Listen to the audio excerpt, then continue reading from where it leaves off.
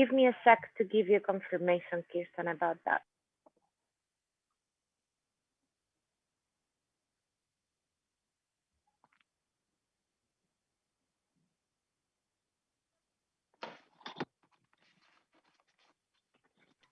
Okay, Kirsten, Luca tells me that we are good to go. We are already web streamed, so whenever you want to start, and there are some viewers who are already joining us, and they will be here as spectators. And so please, whenever you feel, you can start.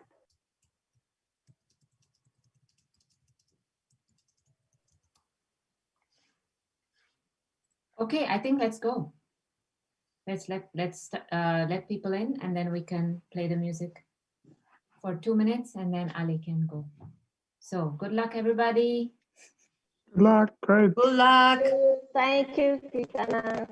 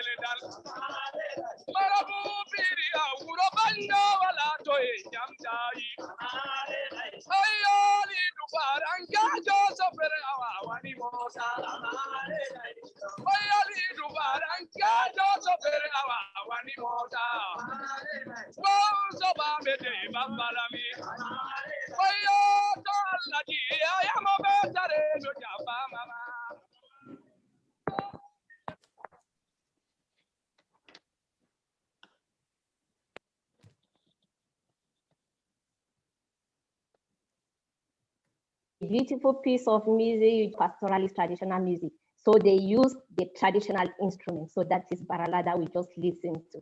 Thank you for listening. Good morning and good afternoon to all, and welcome to the Civil Society and Indigenous Peoples Counter-Mobilization to the UN Food System Summit. My name is Svetlana Boinchan. I am from the IUF, and I will be a co-moderator of this session. CSM is the civil society and indigenous peoples mechanism for the relation of the UN's Committee on World Food Security, since the committee has been reformed, and is made up of 11 constituencies: smallholder farmers, pastoralists, fisher folks, indigenous peoples, consumers, urban and food insecure, agriculture and food workers, women, youth, landless, and the NGOs. So why the CSM, with other several hundred civil society organizations, is organizing this counter-mobilization? Usually, a UN summit is an intergovernmental meeting where heads of the UN member states gather to discuss issues of global importance, discuss on future steps, and commit to implement. The previous summits have been organized by the FAO. This time, the Secretary General of the United Nations announced in October 2019 that he would host the Food System Summit in 2021 to maximize the benefits of food systems approach across the entire 2030 agenda. This announcement came shortly after the UN signed a strategic partnership agreement with the World Economic Forum. Recording in progress. 2019. In March 2020, 550 civil society organizations have sent a letter to the Secretary General to share the key concerns about the summit, flagging the corporate influence and the missing human rights grounding. The organization have also opposed the appointment of the president of AGRA, which is the Alliance for Green Revolution in Africa, to be the special envoy for the Food System Summit. AGRA solutions did not lead to ending malnutrition and hunger in Africa, but did promote the interest of agribusiness and did promote the interest of pesticides industry. The only response we got to many of our letters was to join the Food System Summit process. But the concerns have not been addressed, such as to stop partnership with World Economic Forum, to allow Committee on Food Security to take a greater control in the Food System Summit process. The process of the current Food Systems Summit remains unclear. It is an open space, but not transparent. Who is in control of taking decisions and why the procedures and by whom the procedures and the decisions are made? This creates serious problems of accountability, conflict of interest, the governance of the summit, and the democratic control of the United Nations. An important question is also who will write the final document, as it will not be a negotiated text by the governments. Now I would like to ask my co-facilitator Ketana, my colleague, to present the agenda of the day. And welcome again to our event. Hi, everybody. Good morning and welcome again. I'm Kirtana Chandrasekharan from Friends of the Earth International, and I am also participating in the Civil Society and Indigenous Peoples mechanism and also in the Autonomous Peoples response to the UN Food System Summit.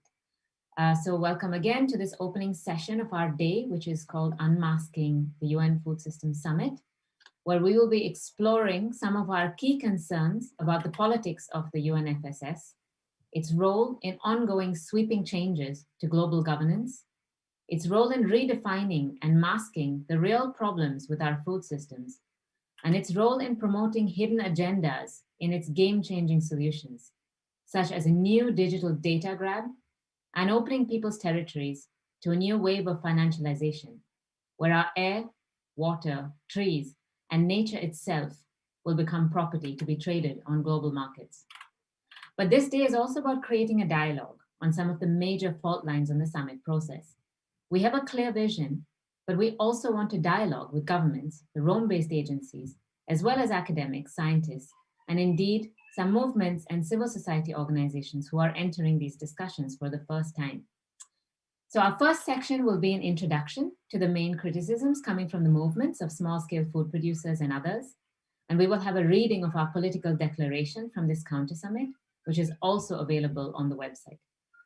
Then we have a session to look a little bit deeper at some of the most egregious false solutions coming out: nature-positive, nature-based food and digital agriculture, and what is the overall vision that the summit process is selling.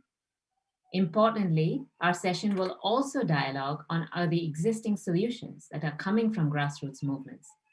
One of the key agendas of the summit is to obscure the differences between those creating the problems, agribusinesses, and those feeding people while conserving our planet, small-scale food producers. We will hear directly from fishers, peasants, livestock producers, and workers about the structural changes governments should be pursuing to transform food systems. So now I would like to pass to Paula and Ali for the next session. Paula Joa is a beekeeper and a peasant farmer in a community farm in Germany. They are a member of ABL, part of the International Coordination Committee of La Via Campesina, and regional facilitator of Europe and Central Asia in the IPC for Food Sovereignty.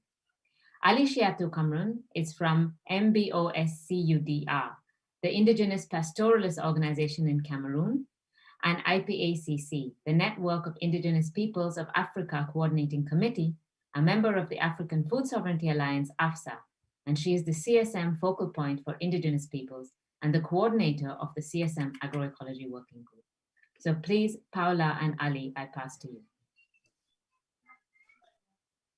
Thank you, Kirtana. Good morning, good afternoon, and good evening, everyone. I'd like to start saying some words why we are here today. The United Nations Food System Summit has been distracting us and also our governments from the real problems that the planet is facing in this critical time. All the process towards the summit has been largely ignoring the COVID-19 crisis and multiple and systemic violations of human rights that have been exacerbated by the pandemic. In reality, the whole summit is not based on human rights nor on people's rights. In the contrary, it's not based on human rights and people's rights, although the number of people who are chronically undernourished has increased to an alarming rate of over 800 million during the pandemic. The COVID-19 pandemic showed to the world the depth of the structural inequalities, has exacerbated the already existing deep structural problems of corporate and globalized food systems, and has exposed the consequences of placing the focus exclusively on economic growth, sidelining life and care. Regarding the food systems, those who contribute most to food security, the smallholder food producers, are the most threatened and affected by corporate concentration of land, of seeds, of markets, of natural and financial resources, and the related privatization of commons and public goods. Actually, the United Nations Food Systems Summit is dominated exactly by these corporate interests and aims to benefit world's 10%. Although the summit propagates itself as being inclusive, that anyone can participate, from the beginning, the process of organizing the summit was opaque and sidelining the existing human rights-based United Nations institutions, as well as the legitimate platforms of organized civil society and indigenous peoples. Multi-stakeholderism propagated by the summit is a very dangerous threat for democratic food systems. On one hand, it ignores the enormous asymmetries of power, resources, and evident conflicts of interests. And on the other hand, it bypasses responsibilities of governments. So we have some questions to our governments. How come the governments accept to have their role in governance weakened? And will governments simply accept outcomes from a non-negotiated summit with no normative authority that can make sweeping and fundamental change to governance, such as mandating a new scientific body? And finally, who will be accountable in a multi-stakeholder system aiming to replace public institutions?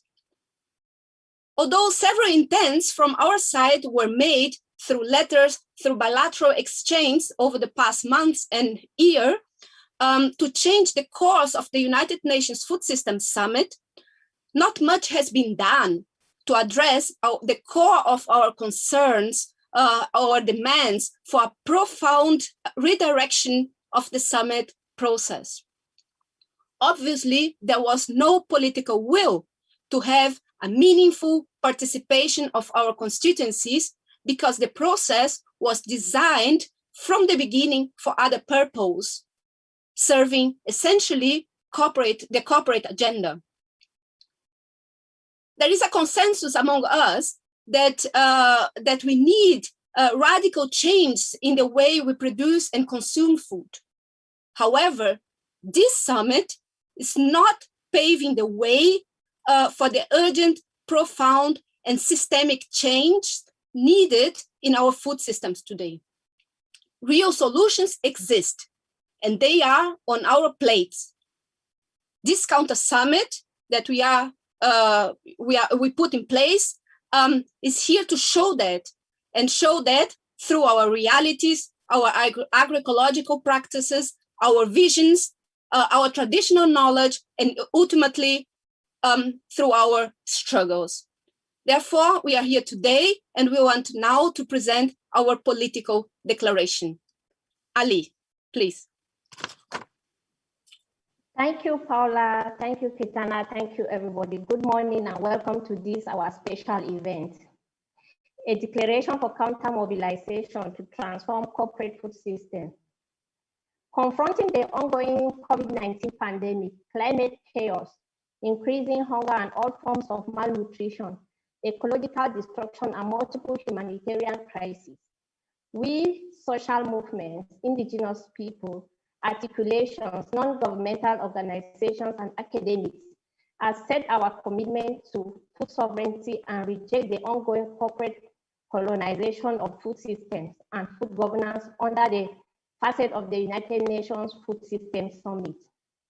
Industrial food systems and increasing corporate control of food chains are responsible for essential threats faced by our populations and planet, including the climate crisis, deforestation, loss of biodiversity, land degradation, water pollution, and countless human rights violations. Corporate control has produced a food system that leaves over 1 billion hungry, undernourished, and economically destitute. Furthermore, ultra-processed industrial products cause malnutrition, including overweight and obesity, conditions that contribute to severe COVID-19 infections and death. Urgent political action from local to the international level is needed to address growing inequality, structural injustice, gender-based violence, and displacement. The status quo is simply untenable for the majority of the world's population. The only just and sustainable path forward is to immediately halt and transform corporate globalized food systems. The first step on this path is fully recognizing, implementing, and enforcing the human right to adequate food. While foundational, the right to adequate food is indivisible from other basic human rights, such as the right to health, housing, safe working conditions, living wages, social protection, clean environment, and civil political rights, including collective bargaining and political participation, which collectively should be central to any food system process. With this critical orientation, public food policy and governance must respond to the livelihoods and interests of the most vulnerable and future generations. Protecting and promoting peasants, indigenous people, fisher communities, pastoralists, workers, landless, forest dwellers, consumers, and the urban poor, and respecting our planetary boundaries. It is these constituencies that most deserve to be at the center of the governance and policy-making tables. We reject any empathy food system process which ignores our human rights and fails to explicitly and meaningfully elevate these food system actors. The UN Food Systems Summit 2021, initiated by the UN Secretary General, shortly after signing a comprehensive agreement with the World Economic Forum, fails to meet these fundamental requirements. Established by 1,000 of the largest corporations in the World Economic Forum and its affiliates have been controlling the summit's design, structure, processes, governance, and content. The president of the Alliance for a Green Revolution in Africa, AGRA, is the special envoy of the summit. The scientific group is made up of corporate-sponsored actors who legitimize corporate-owned knowledge and technology systems and the game-changing solutions emerging from the summit's action tracks said to deepen corporate control over all aspects of our food system and impose new rules to protect interests and profit of a handful of multinational companies. Large multinational corporations, including those dominating social communication and speculating in predictive product markets, are increasingly infiltrating the multilateral space of the United Nations to co-opt the narrative of sustainability and divert it back into the channels of further industrialization with digital and biotechnologies. Extraction of wealth and labor from rural communities and concentration of corporate power. We reject false solutions which will continue to oppress and exploit people, communities, and territories. So I think my colleague Paula will continue from here. Thank you, Paula. Instead of being grounded in human rights, the United Nations Food Systems Summit claims to be a multi-stakeholder forum in which participants, whether governments, individuals, agencies, or organizations' representatives, are giving a symbolic ticket to be a member of the audience of this event. But stakeholders are not necessarily right holders. People and communities' rights and sovereignty should not be confused with private sector business interests. While 70 to 80% of the world's food is produced by smallholders who have a powerful collective voice, this individuated multi-stakeholder process gives outsized power to a powerful few that control food, agricultural, and capital markets. The lack of adequate conflict of interest safeguards in the summit processes has allowed corporate-driven coalitions to position themselves as agents for implementing public policies with public resources, but without the accountability mechanisms, mandate, and transparency and standards of public institutions. We will not accept such a multi-stakeholder process, especially in the area of agroecology, because policies to strengthen agroecology are human rights obligation of states and the United Nations agencies, due to agroecology's crucial role in achieving the right to adequate food and other human rights. The United Nations Food Systems Summit differs from previous United Nations World Food Summits in that it will not be a multilateral event where negotiated agreements could provide clear guidance for decision-making processes and accountability mechanisms defining the responsibilities of states.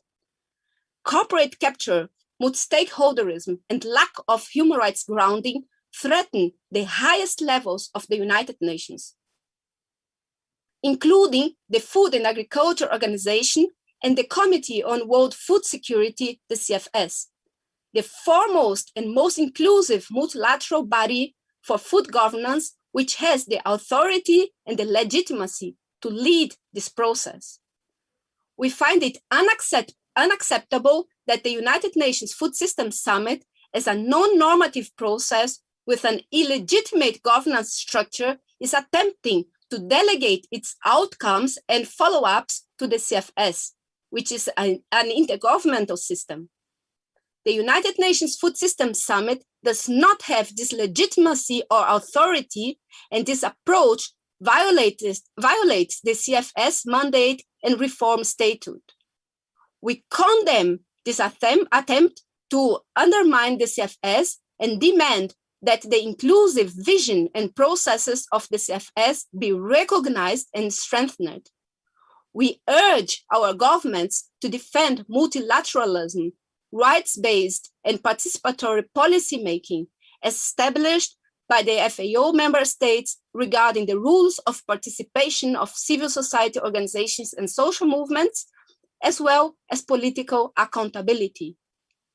The struggle for sustainable, just food systems cannot be unhooked from the realities of the peoples whose rights, knowledge, and livelihoods have gone unrecognized and disrespected.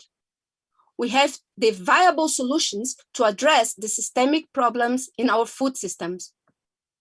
As we have demanded in our People's Autonomous response to the United Nations Food Systems Summit, the transformation of food systems must be ecological and socially transformative.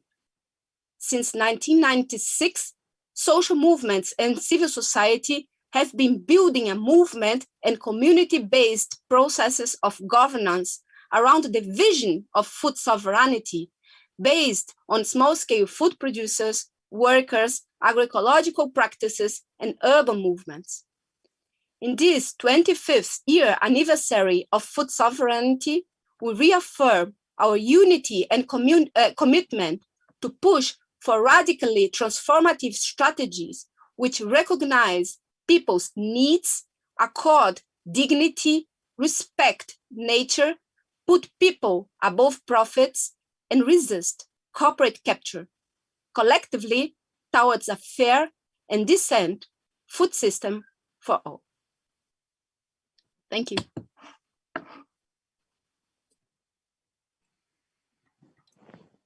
Thank you very much, Paula and Ali, for reading our political declaration. It will also be available shortly, I think, on the website of the Food System Summit, and we encourage you all to share that widely.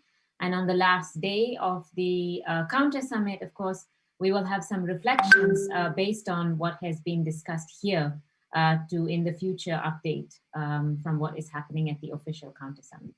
So thank you, Paula and Ali. I also forgot to mention at the beginning, we do have the question and answers function in this webinar. So if you do have any comments or questions, please do put them into the Q&A box that is at the bottom of the screen on towards the right-hand side, the Q&A comment box, and we will try our best to pick them up at the end. The next session makes a kind of deeper dive into how the structural problems with the summit's actors and governance are manifesting in the vision for the future food system solutions that are being proposed from the summit. In particular, we're looking at the heavy promotion of technological solutions via digital food systems and innovation, and the mantra of nature positive or nature-based solutions for food systems.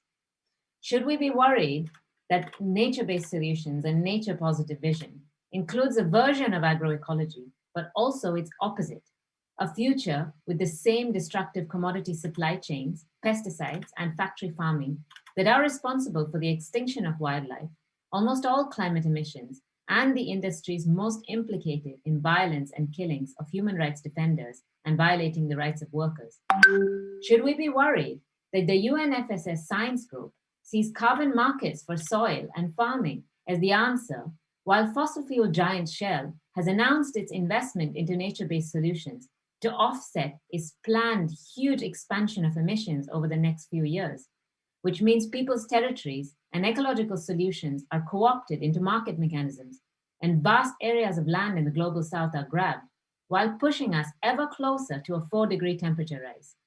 The reality of these solutions means devastation for the global south. Should we be worried that as corporations are ever eager to fund and facilitate digital agriculture revolutions across the road, but allowing them free rein will mean unprecedented access and control for corporations to the most precious and vital knowledge of small-scale producers? So to take us on a deeper look into what's being proposed, there's no one better than Jim Thomas, who is the research director of the ETC group. He's based in Quebec, Canada, on unceded Mohawk territory. The ETC group is a small research collective working at the international level to track the impacts of emerging technologies and corporate strategies on biodiversity, human rights, and the food system. They collaborate with social movements, civil society, and Southern governments to understand future trends and to challenge false narratives. So without further ado, Jim, please do take the floor. Good morning and good afternoon or good evening wherever you are. Thanks very much, Katana, and thank you so much for that really clear overview political declaration we heard from Ali and Paula. I'm going to try and share a PowerPoint because for this presentation I'd like to show some background. So please let me know if this is working. Ketna, can you tell me if you can see the PowerPoint okay? Is it visible? Hi, Jim. Yes, we can see it. Wonderful, super. And I just wanted to start by saying that Etc. Group has just today put out a 35-page report which digs into some of the questions and concerns and critique of the UN Food Systems Summit. It's called Hijacking Food Systems, and it's online at our website. So I would very much encourage people to look at that. Some of what we're covering today is in that report. If I think back 25 years ago to the 1996 Food Summit, when many of us were protesting around the Hunger Summit, some may remember that at the time, it was one of the first times we learned about what Monsanto and the GMO pushers were doing, and it really sparked a wave of concern about the new agenda coming from biotech. Sorry, Jim, sorry to interrupt, but I just want to let you know, we can see your slides, but it's in the presenter mode, so we also see the notes. Okay. I don't know if you have a way to change that, just to let you know. It's okay, we can still see, but and if you can also be just a little bit louder, because it's just... Sure, no problem. Is that clearer now? Yeah, great. Today, Monsanto is still around. But the new lords of our food system have literally just touched down from outer space, and they are, the new tech titans who have bigger plans for our food systems, and these are plans we should be concerned about. That today we need to be watching not just Monsanto Bayer, but Bezos and others like him. Etc. Group, along with IPES Food, the International Panel of Experts on Sustainable Food Systems, recently produced this report, The Long Food Movement. It looks forward 25 years to try and see what the food system might look like, and particularly what agribusiness and its allies mean when they say they want to transform the food system. And the two topics I'm going to talk about, digitalization of the food system and the financialization of the food system through nature-based solutions, turn out to be a big part of the future that agribusiness is planning for us. This is why, I think, a big part of why there is a Food Systems Summit, that in order to bring about the kind of far-reaching transformation that full digitalization and full financialization involve, it requires moving out of the way the kind of governance that's inclusive, participative, that pushes forward agroecology, and instead allowing for a type of governance that allows for techno-fix solutions, for quick fixes, and much more corporate dominance. So we should see this agenda as part of the reason why the World Economic Forum and others wanted to have this fake food summit that we're now facing. Let me start with digital food and agriculture. It should be no surprise that the digital giants just out there have so much money at the moment that they're literally burning it up to go to outer space. But they're also putting this large war chest of cash into placing bets on trying to digitize other parts of the economy, whether that's food, health, education, and so forth. Food is particularly of interest. The food economy is 10% of the global economy, and companies like the GAFAM, Google, Amazon, Facebook, Apple, Microsoft, as well as Baidu, Alibaba, Tencent, very much want to be major players in that economy. They want to reshape food economies so that they can, their data processing becomes the key part of that. And food systems, in fact, are ripe for being turned into data systems. So you look through food chains, right from genomic data at one end through to consumer data at the other, there is a lot of data. And being able to manipulate that data, hoard that data, use that data is very attractive to the large data processing giants. We can see this transformation of the food system as a series of interlocking digital enterprises that's underway, most clearly at the consumer end. Through the pandemic, we saw that online shopping for accelerated, and in every market actually. By the next 5 years or so, it's expected that both Amazon and Alibaba will be fighting it out to be the leading grocer, the leading supermarket in the world, not just the leading online supermarket, each looking to have about $30 billion or so of sales by about 2025, 2026. But a company like Amazon isn't just the king of the consumer end. It plays all the way along the chain. So Amazon is also a food producer. They have about 100 different own product brands, including many food brands. And then as you move to the stage of warehousing and logistics, Amazon is becoming a major player with its robotic warehousing and logistics capabilities. A step up, you could look to companies like Cargill and ADM, the large grain trading companies, who are turning themselves also into digital enterprises. They're using blockchains, which are digital ledgers, to have automatic smart contracts to move commodities around the world, sort of automatically and without needing human interaction. But probably the bigger shift that's happening in terms of digitizing our food system is happening at the level of food production, food growing, particularly on the farm, where companies such as Corteva, Bayer, Syngenta, as well as big machine companies such as John Deere or fertilizer companies such as Yara are making the digitalization of agriculture sort of the center of their strategies. The idea is that with a mixture of drones and robots on the field, self-driving tractors, sensors in the farm, or sensors on livestock, you would get tons of data coming off of the farm, which will then be sent to the cloud. And this data is then processed by artificial intelligence agents who will then send prescriptions to the farmer and instruct automatic machinery. So the farm becomes highly, highly automated.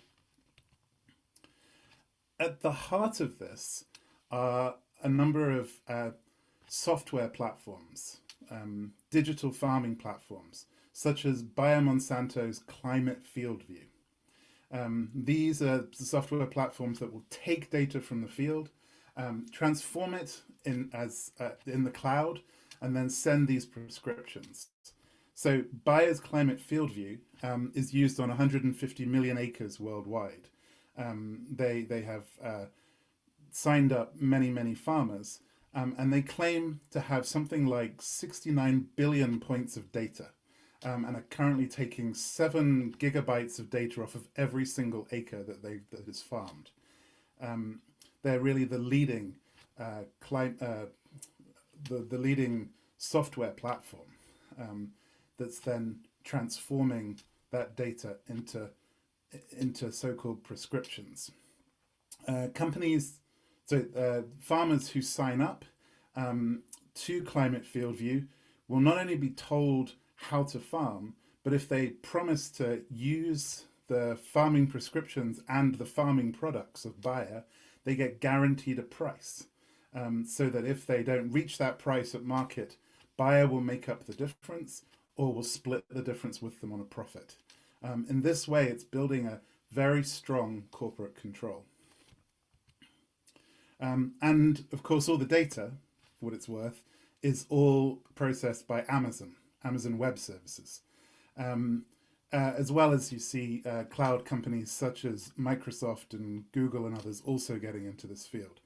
And as these new players get into determining farming decisions through artificial intelligence and data, they become the $2 trillion gorilla in the room who will increasingly be determining the future of food systems. A company like Amazon, just its profit in a year is double the amount of the entire revenue of Corteva, Bayer, Syngenta and BASF combined. These are huge, huge players. So what does that mean? I want to just point out, as food systems become a significant part of the data economy, I want to point out three things about data economies that we need to bear in mind. Firstly, data economies are about surveillance, and they're about control, and also about automation. So they're about not just tracking how farmers farm and telling them how to farm, but increasingly potentially replacing farmers, farm workers, or making them become more automated and controlled. Secondly, in data economies, the decisions increasingly will happen elsewhere. This is about, although the farmer will be told that they have a field view of their farm because of all this data and the way in which it's processed, who really gets the field view is the large data platforms, or Bayer Monsanto or John Deere.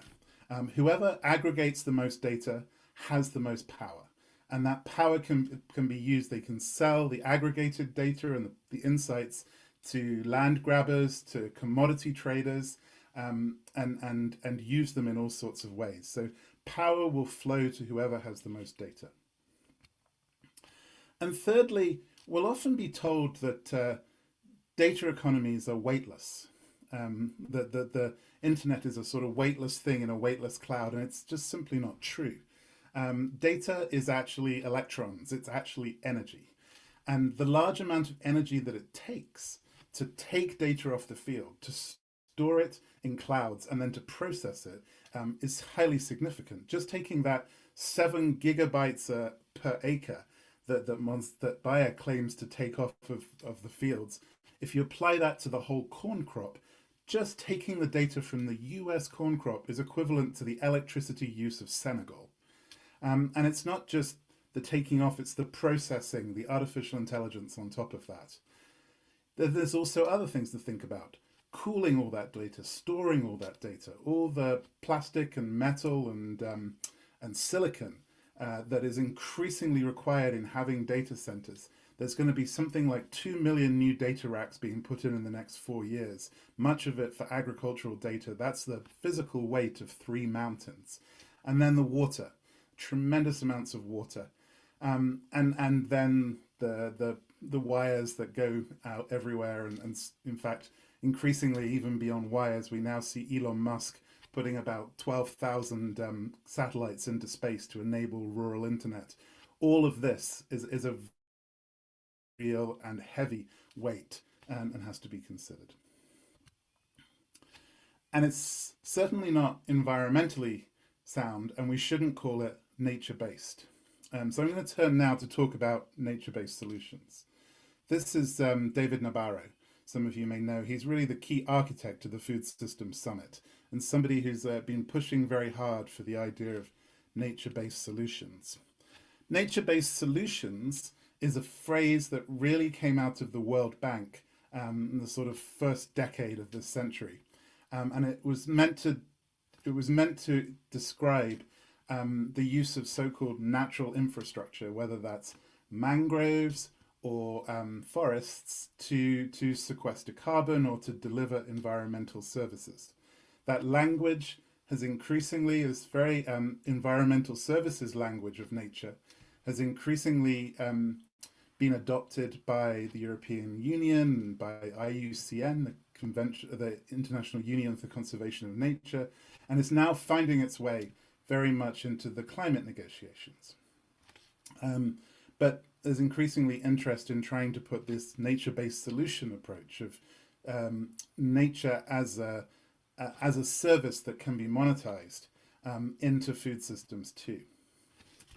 In particular, there's a very strong interest, as Kurtner mentioned, by fossil fuel companies and major polluters to generate credits from nature-based solutions, whether that's forests through the REDD+ initiatives of the World Bank, or other nature-based solution schemes that can be invented.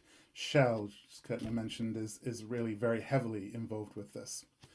And there is a problem here because there is in fact not enough forests. It's been recognized there's not enough forests to absorb all the net zero pledges that are now being made by major polluters who need to buy carbon offsets and biodiversity offsets to meet their net zero pledges.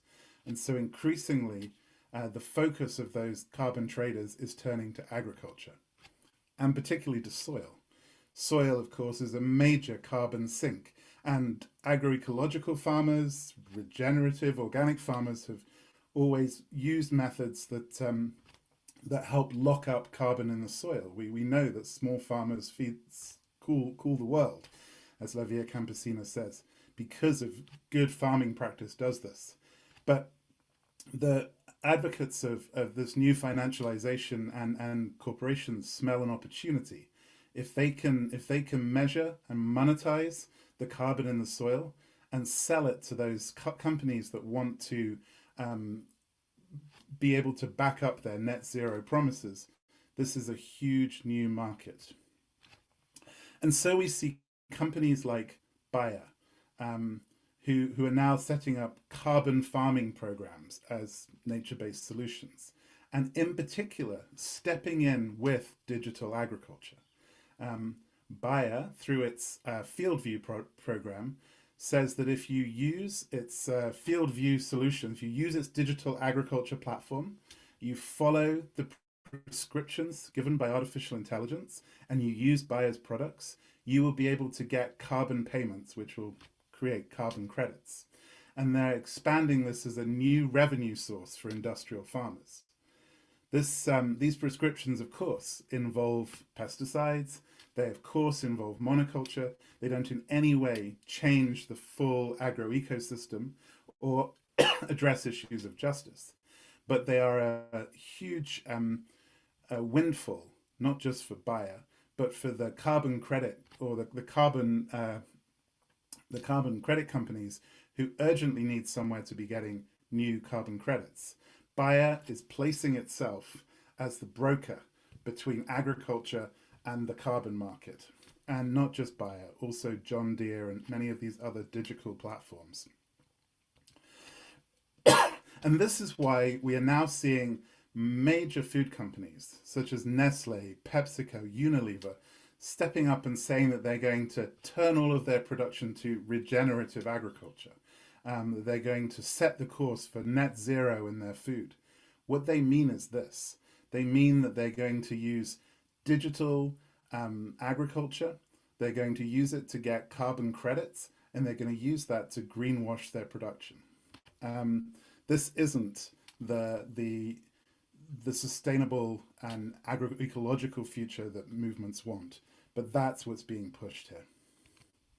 And as companies do this and identify through digital agriculture places where they can roll out these digital nature-based solutions on land, very quickly that land will be grabbed. It will be farmed through digital solutions, whether those are drones or robots and so forth.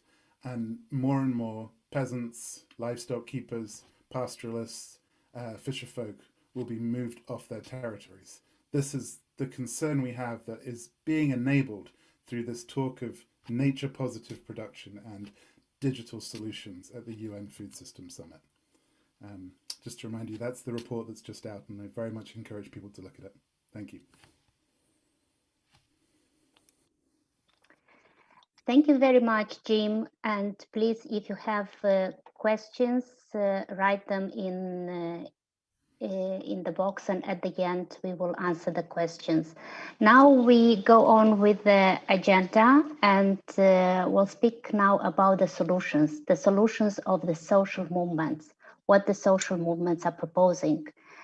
And I will start by saying a few words about the solutions for workers, as I come from the IUF, which is the Global Union Federation for Agriculture, Food and Hospitality workers.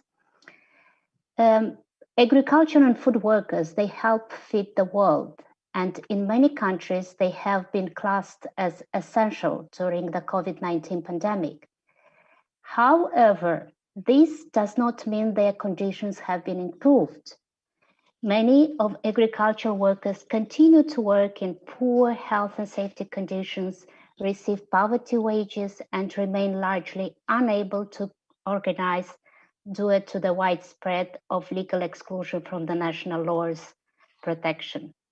Only 5% of the agricultural workers have access to labor inspection or legal protection of their health and safety rights.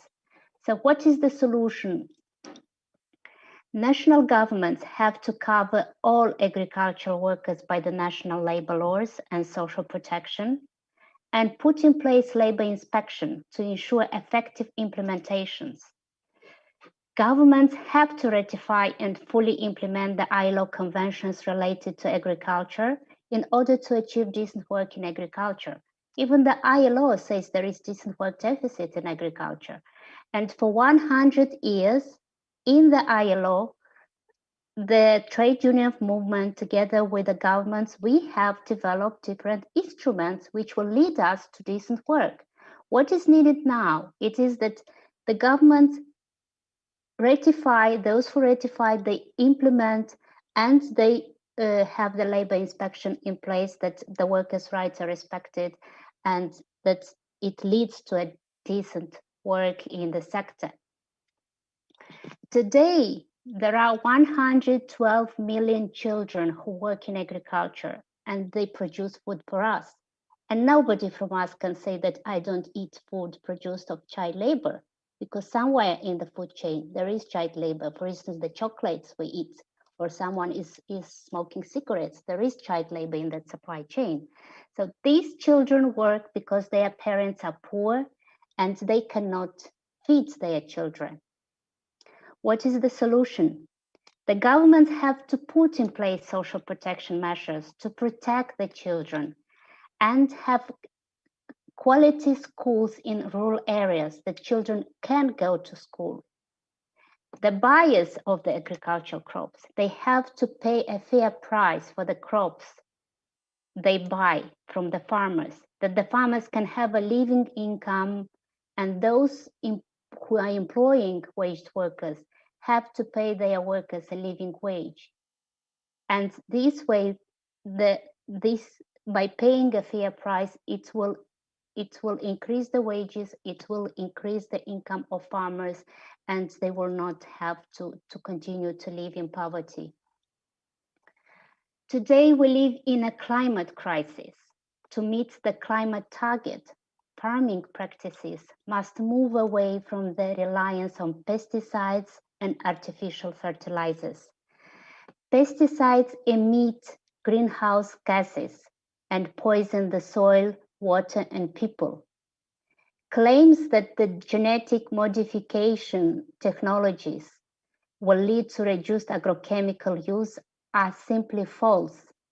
Increased cultivation of GM corn, soybean, and cotton crops, patented for their pesticide and herbicides resistant priorities, has increased the use of herbicides and pesticides in practice. Agroecology is necessary to both reduce emissions to meet the global targets and to reform the world food system to guarantee the right to food to everyone. Attention must be given to the transition for workers who are employed in food and beverage processing along with their communities. Millions of workers throughout the food supply chain rely on unsustainable food systems for their employment. This is especially true of the meat and dairy sectors. Transitions programs must include income support, education, and training on sustainable practices, as well as preparation for alternative jobs in environmental restoration and community care. Now I would like to give the floor to Tammy Jonas, who is an agroecologist and she is farming in heritage-bred large black pigs, cattle, and garlic on the lands of Jaja Wurrung peoples in Australia. Sorry if I didn't pronounce the correct name. Tammy is the president of the Australian Food Sovereignty Alliance and is the co-author of Farming Democracy, Radically Transforming the Food System from the Ground Up. Tammy, you have the floor. Thank you, Svetlana, and thank you to everyone who has already spoken. It's been a rich discussion already, and it's great to come together to share the struggle. I'm joining you today from the unceded lands of the Jaja Wurrung, and this is where I farm with my husband. And I'd also like to pay my respects to elders past and present and other First Peoples who might be present here tonight. You've already heard from some of the others about the nature-based solutions or nature positive production and how these are false solutions. And now my job is to outline some of the people's solutions for agroecology and how they are distinctive from these false solutions. And I want to do it by comparing and contrasting agroecology and regenerative agriculture as sort of parallel movements, both with strong aims to recuperate ecosystems, but in some very important ways, they're very different economically and socially and politically.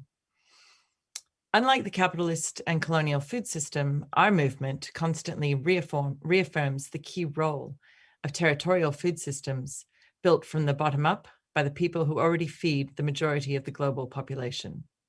70%, I believe, we feed. Food sovereignty, of course, is underpinned by, I thought I was going slowly, okay, is underpinned by notions of social, ecological, economic, and political justice. We put solidarity with First Peoples first, and we strive to produce food with nature because we are not separate from nature. We support solidarity economies that reject corporate power and capitalism, and we assert the right for all peoples to participate in decision-making to determine our own food and agriculture systems.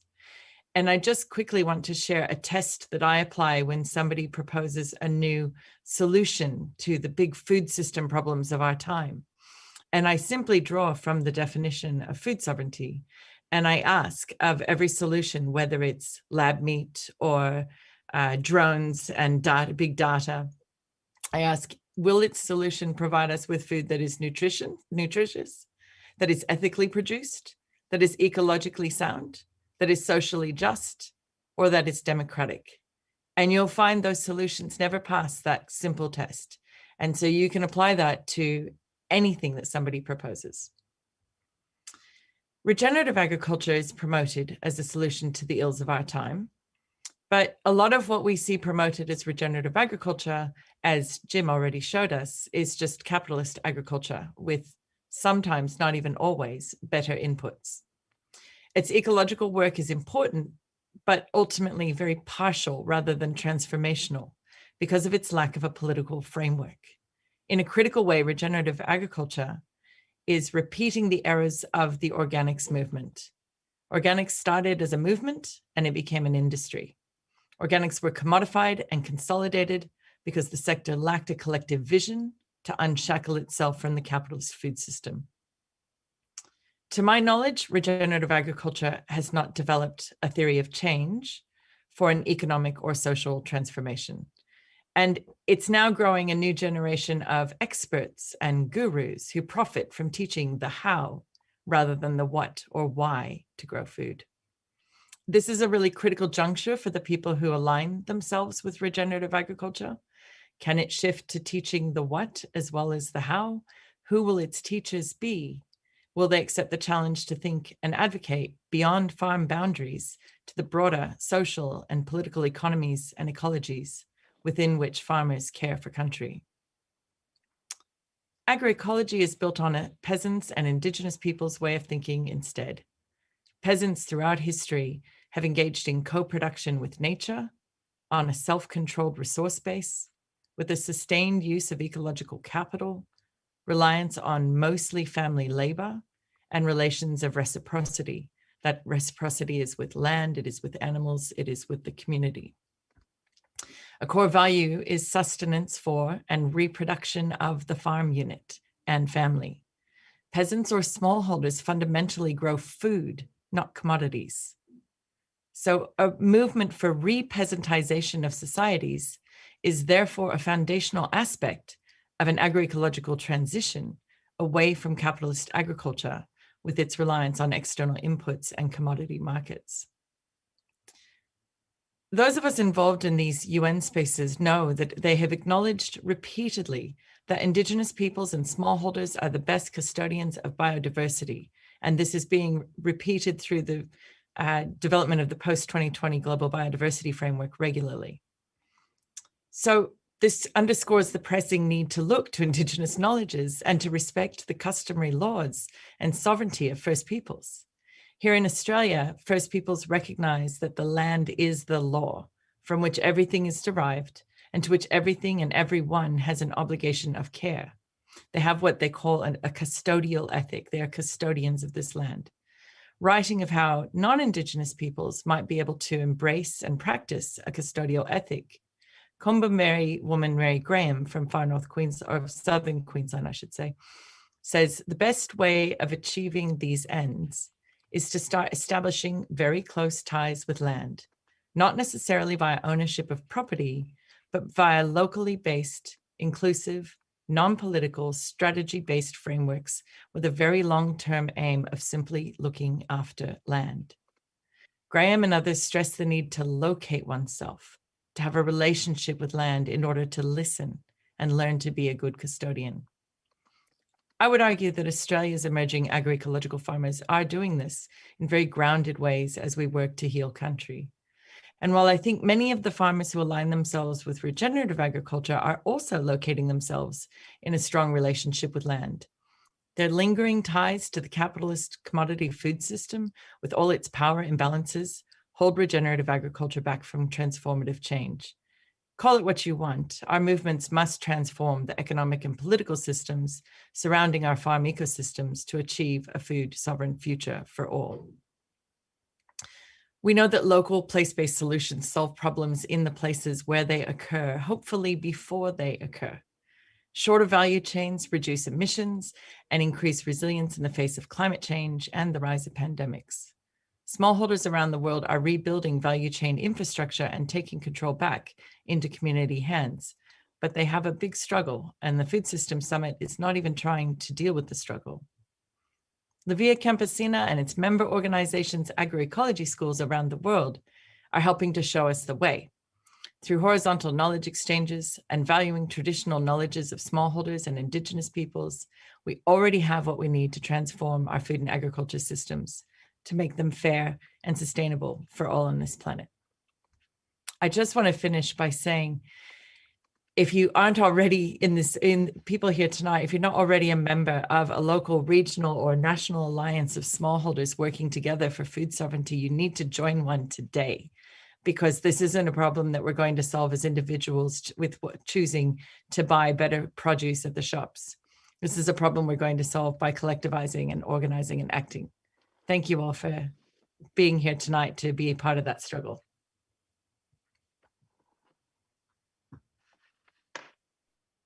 Thank you so much, Tammy. That is a really considered and in-depth analysis of what we are seeing and why we see these agribusiness talking about regenerative. And it's not an accident that every time agroecology is talked about in the UN Food Systems Summit, they add the word regenerative next to it, because they have to do that. So in a way, it gives us hope that they are scared of agroecology, and that's a good thing.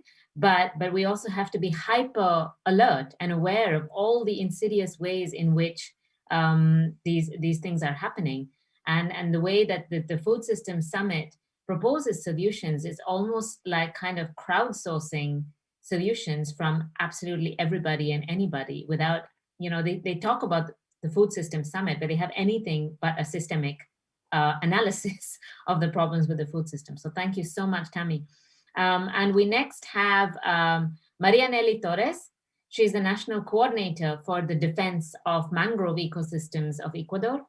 She's also working within the World Forum of Fisher Peoples Food Sovereignty Working Group, and she works with fisherwomen and collectors of mangrove estuaries in Latin America and the Caribbean. And she will give us a view of her work on really living and promoting the solutions that we want to see.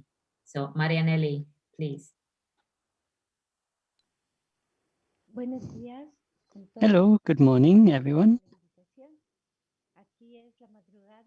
It's early in the morning here, so I had to wake up early to share with you this morning. The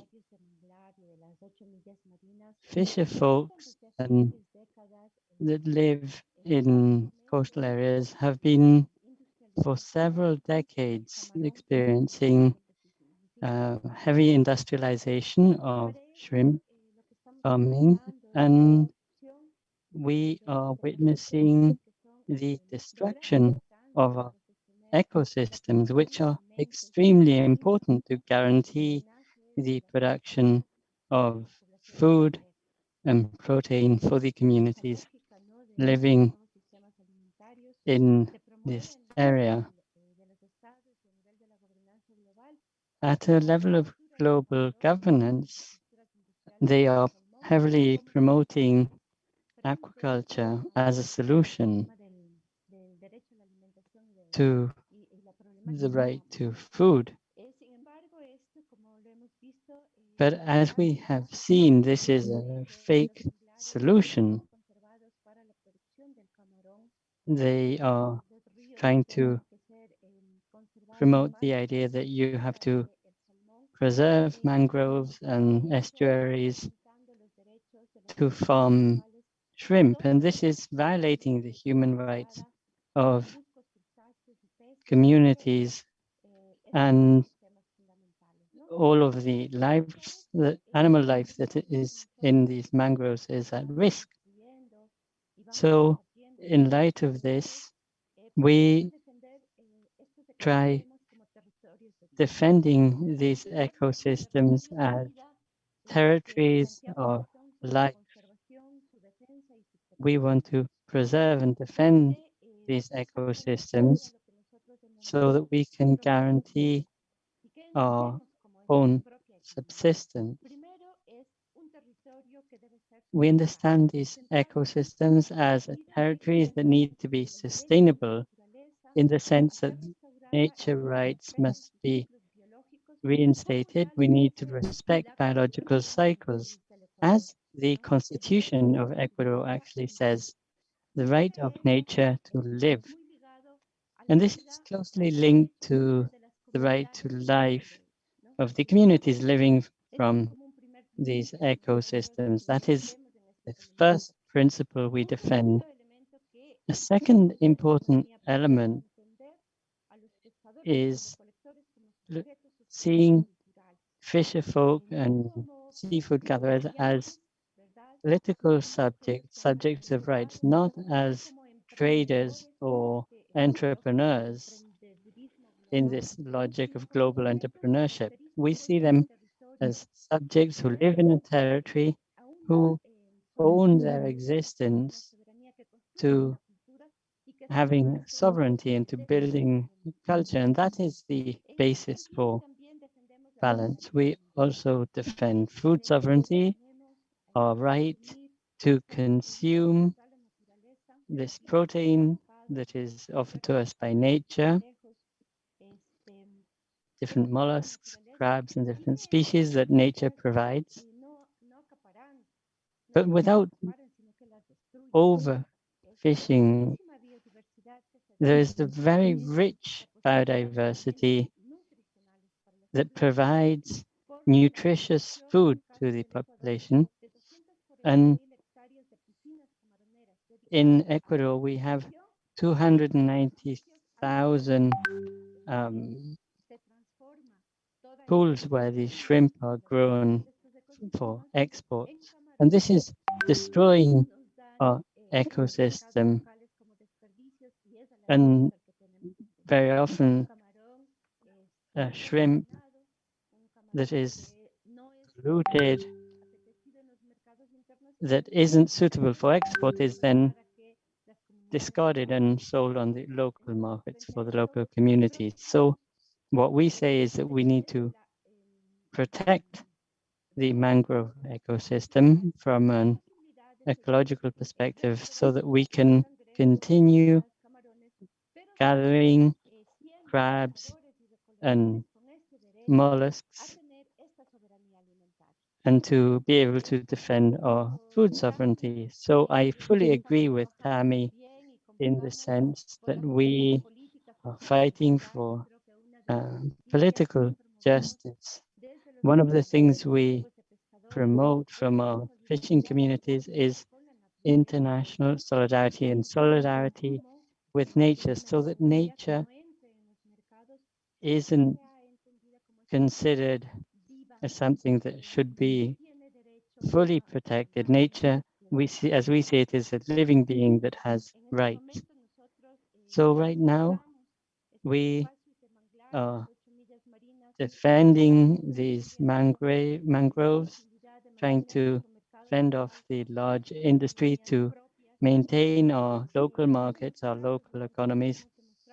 And we were able to prove during the pandemic how fisher folk and seafood gatherers were able to sustain themselves, even if the national policies were to provide food baskets supplied with junk food. We were able to show that fishing communities in northern Peru, thanks to the collaboration of our sisters from Puerto Cruz, we were able to show that thanks to this local fishing and seafood gathering, we were able to allow the local markets to continue functioning with all safety measures. So based on this work that we've been developing for decades and managing the ecosystems with local economies, we say it is possible to recover the ecosystems, to rebuild, reconstruct this life from what we consider the 4 S's of health in Spanish: health, sustainability in the sense of a balanced nature, and solidarity. They are all very important. We need regional and international solidarity at these times. Thank you very much.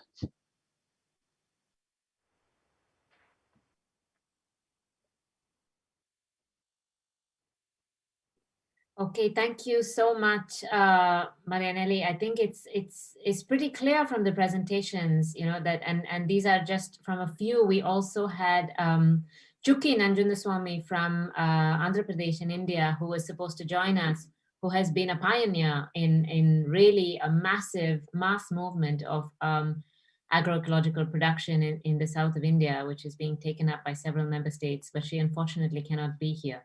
But I think it's pretty clear that we are not just opposing, that we have plenty of policy governance solutions at all levels that we are asking of governments. So we're not just, you know, protesting against what they're doing, but we're asking governments to actually implement the real solutions. So I think we have a couple of minutes here to maybe take a few of the questions. There are 2 questions that have been put into the chat. And Svetlana, do you want to direct them maybe to some people? Yes, the first question is about the want the collective decisions to reject the involvement in the UN Food System Summit, or on the part of the food sovereignty movement, make it much more easier for the big corporation interests to take over the World Food System Summit. And I see that Tammy already has written an answer, but I would like also to ask Paolo to answer this question. Yes, thank you, Svetlana. Thank you, Bill, for the question. And yeah, in similar line as Tammy answered, I think participating from inside, from our point of view, means legitimizing a process and an agenda that we fully reject. No, and as I already said in the beginning, there were several intents from our side to shape the summit on a way that we could have engaged with. No, but obviously there was a lack of political will, to reshape it, and it makes absolutely impossible for us to join this summit from the inside. Therefore, what we are doing, and what I can guarantee you, is that we will not remain silent. No, we are going to keep struggling against the corporate takeover of food systems, and also we will remain building movement, to put forward these real solutions that we have been since several decades and generations been working with, and we will remain dialoguing through the legitimate policy making spaces at all levels, and also remain in dialogue with our governments. And this is the path for us to the radical change that we need, but not through a summit which has been hijacked by the corporations. Thank you very much, Paolo. We have another question, and I will read it, and I will ask Jim to answer, because we have the interpretation. We have it also in written form, but we need to answer with the interpretation. Gabriela is asking, what can world leaders, especially those pledging to work towards sustainable food systems like the EU, do not protect the food systems, workers, and the environment from the corporate capture scenarios that you just described? What do you estimate will be the impact on the livelihoods of farmers, even in the wealthier areas like the EU, if these corporate-led solutions continue to expand? Jim, please answer this question. Okay.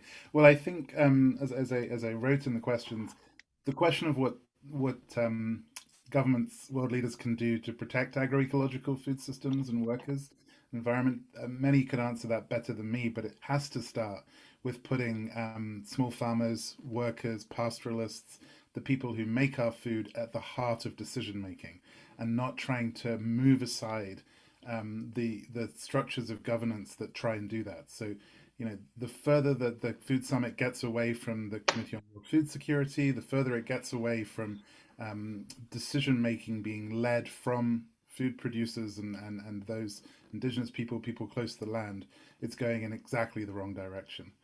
In terms of the impact on farmers and workers in the wealthier parts of the world, just as with genetically modified organisms or with pesticides, actually areas such as North America or Europe are in fact the lab rats. They're the first places these digital systems are being used. And we're already seeing impacts on particularly small farmers. We're seeing how companies like Bayer, through its field view system, is sharing data such that land prices are being pushed up. Once the data is there to show that land prices, a piece of land is productive, the land rent gets pushed up. We're seeing how companies like John Deere, because they are digital, their tractors are now digital, are putting rights on their tractors such that farmers are not allowed to repair their own tractors. There's a whole movement of right to repair. But perhaps most importantly, what we're going to see is, as more and more data is gathered on land, that will be used to push and nudge and marginalize small farmers, to put forward automation that replaces workers, or that makes workers work harder in ways that are not for their own benefits or health. And increasingly the system will work to maximize corporate profits, carbon credits, and so forth, all driven by the data that's coming off. So I think what we need to have quite urgently is an assessment and oversight of what's happening in North America, what's happening in Europe. With that assessment, we should be assessing digital agriculture. We should be trying to understand its impacts and governing and stopping it where necessary, rather than promoting it. Thank you very much, Jim. We have another question from Boram. It is evident that across the world, a small number of farmers are practicing agroecological practices. The huge pressure of neoliberalism also compelled the small-scale food producers to take industrial agriculture. So how we can create an alternative practices, agroecological practices for those billions of farmers? And I will ask Tammy to answer this question. Please, Tammy. Thank you, Svetlana. I think the best way to answer this question is to look at how the solutions already are being promoted. So I mentioned La Via Campesina's agroecology schools. In India, there's the zero budget natural farming movement. You know, there's Campesino a Campesino horizontal knowledge sharing happening across Latin America, especially in Cuba. In our own country, in Australia, we have just, the Food Sovereignty Alliance here has just commenced agroecology schools with our farmers, teaching each other how we do what we do, not just the practices, but also the movement. How do we build the politics around this to lobby our governments for the reforms we need to support this kind of farming? So I think it's up to farmers to teach each other and to spend time together learning from each other, rather than expecting some experts to come and teach us, because I think Jim's example of the data really showed us the field view that they have of us from drones, when we literally have on the ground field view with our feet on that ground, and we understand it so much better than anyone else. So when other farmers come together and can talk in a locally adapted situation, we can share how to build this movement ourselves. Thank you very much, Tammy. We have another question from Bill. Has the UN's Committee on World Food Security set out its position on the Food System Summit? And I would like to ask Kirtana to answer this question. Please, Kirtana. Yeah, thank you. So that's a very good question, and it's not an easy answer, because there's no formal position, but the CFS chair is participating in some of the UN Food System Summit process, such as in the advisory group. But that's almost about it. There has been some promotional discussion, let's say, at the CFS plenaries about the UN Food System Summit. But of course, even this basic involvement of the CFS happened this year, after we, as the Autonomous People's Response, really highlighted the sidelining of legitimate Rome-based UN food agencies in the planning of this summit. So they are participating in it, but their participation, I mean, the CFS participation is not incredibly high. And I think I can also say that we have certainly heard from some of the governments that they are also confused about the summit process, about what it's doing, about how to participate, about all the different processes and who's in charge. So it's not just us who are a little bit confused about the process, let's say. The only other important thing I would say on this question is that one of the big debates, again, happening here that is relevant to the CFS is that the summit is now expected to propose a new science policy interface, so a new scientific panel to advise governments on what is science, and in an extremely top-down, one view of science and knowledge that is created in a lab, innovation and technology kind of approach. Whereas the CFS already has a high-level panel of experts, which is multidisciplinary, which recognizes many different types of knowledges, which collects evidence from small-scale food producers. And the high-level panel of experts has said quite openly, several of its members, that they don't believe that this new science policy interface is a good idea. So there is a complex relationship there, let's say. I don't know that we have enough time. We have a question in French, or I don't know if it's a comment, sorry. Perhaps we could read somebody, shall I, maybe, could it be read and interpreted, the question in French? Yes, no problem. So, to abolish... Dana? Will you read it, Luca? Yeah, if you want, I can read it. Perfect. Maybe Luca can read it in the flow and we can just have the interpretation. Thank you. Will you read it in French, Luca? Yeah, you are referring to the question of Emmanuel, isn't it? Yes, that's right. Yeah. Okay. So Emmanuel is asking, he's saying, il faut supprimer tous les aides. So to abolish all the public EU support for European agriculture that are destined for exportation, especially looking with agrochemical process.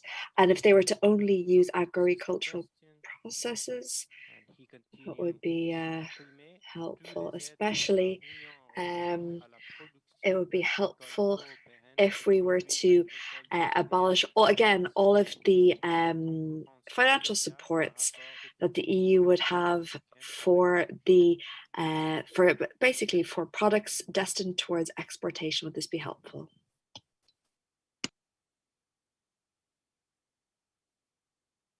It's a commentary. Yes, indeed. So I think it was not a question, but it was a commentary. And yes, I think we can all get behind that for sure.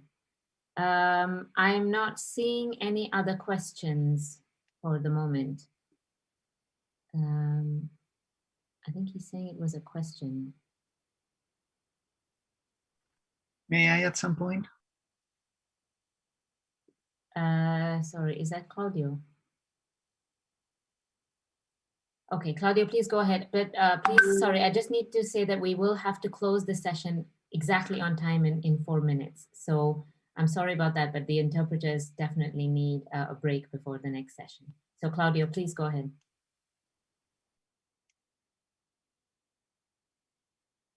We cannot hear you.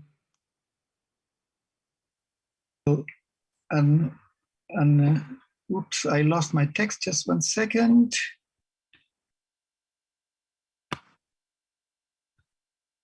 Okay, I will probably pick up on 2 things. One, that Tammy says that we are not going to solve this problem tomorrow. And something that Paula said, we will keep struggling because this is a very worthwhile fight and struggle. What we are dealing with is a protracted crisis that we have not been able to overturn for years. The global governance of the issue of food and nutrition is still frustratingly skewed against us. To change this, I think that nothing short of an all-out war is needed. And this calls for a concerted counterattack that will require that we proactively all engage and mobilize all our militants in this cause, if necessary, I guess, all the way to the street. Let me set out a provocative approach to what I'm saying. The main purpose is to stimulate a debate, perhaps not today, but in the days to come, on what the critical agenda is. I will propose to you some concerted and simultaneous actions that are controversial, but we need to begin discussing this. Actions proposed will be both annunciatory and denunciatory. And here they are in no particular order. In terms of what we are going as a movement to announce, first, we will further engage with special and ex-special rapporteurs in their effort seeking radical corrective measures. They have a very special position in this and are morally best qualified to continue the fight. Second, get in touch, support, and if possible, organize pertinent UN agencies staff that we know are sympathetic to us, but are constrained to speak out due to an oppressive pyramidal structure within the United Nations.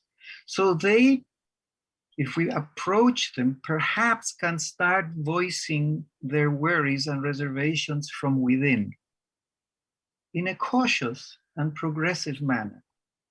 This also applies, but is more difficult to selected staff in the World Bank, especially their internal evaluation and ombudsman group, which have been critical of what the bank has been doing. And secondly, staff from the CGIAR organizations. The idea here is to create a growing wedge within. And I'm not saying this is easy, but we have to try. Third, if we decide to stay in the CFS as a CSM, and that's not clear yet, we have to strengthen and democratize the CFS for it to take the central role for what it was created to begin with. Fourth, engage the academic researchers in more research that shows the ongoing takeover by the private sector, as well as expose failures and blatant conflict of interest of multi-stakeholderism and PPPs in governments. This has been talked about today by other talkers. Now I have some denunciatory actions that we also should get involved in. Claudia, I really apologize, but we are at the end of our time for this session. And your questions are extremely good and relevant. And I encourage you to maybe paste in the chat so people can copy it and also send it to us and we can take it into the following sessions. I think they're really good points for discussion, but we unfortunately have no room because we really need to respect the interpreters' rights for rest, as Svetlana says. So please do send your questions and provocations in the chat right now so people can take note, and also send it to us in the liaison group and we can circulate it. No problem. I hope that's okay. Thank you very much. Thank you, Claudia. All right, so I will not take any more time, but just to say a huge thank you to all our speakers and all of you for being present this morning and starting this huge debate. The only thing I will end by saying that is an important thing to note is that the discussion is not just about the UN Food Systems Summit. This is going to be the start of several different processes. And while it might not have any regulatory impact, the idea is very much that the proposals from the UN Food Systems Summit are taken into the CBD process and then into the COP26 to actually provide the financing regulatory mechanisms to turn these into actual market-based instruments with some oomph behind it. So those of you who are following, please do follow through to the whole process and stay with us in our ongoing fight for the real transformation of food systems. Marianne has put into the chat the link to the next sessions, which will be on the corporate capture of governance and the corporate capture of science, so we can continue to have the discussions more. So please do join those sessions in half an hour. And thank you very much. Svetlana, I don't know if you want to say anything more to close the session. Thank you very much for joining this meeting. Thank you all very much. Thank you. Thanks, everyone. Thank Thank you. you. Bye. Great. Thank you. Bye. Bye. Thank you so much. Wonderful. Grazie, Thank you. grazie.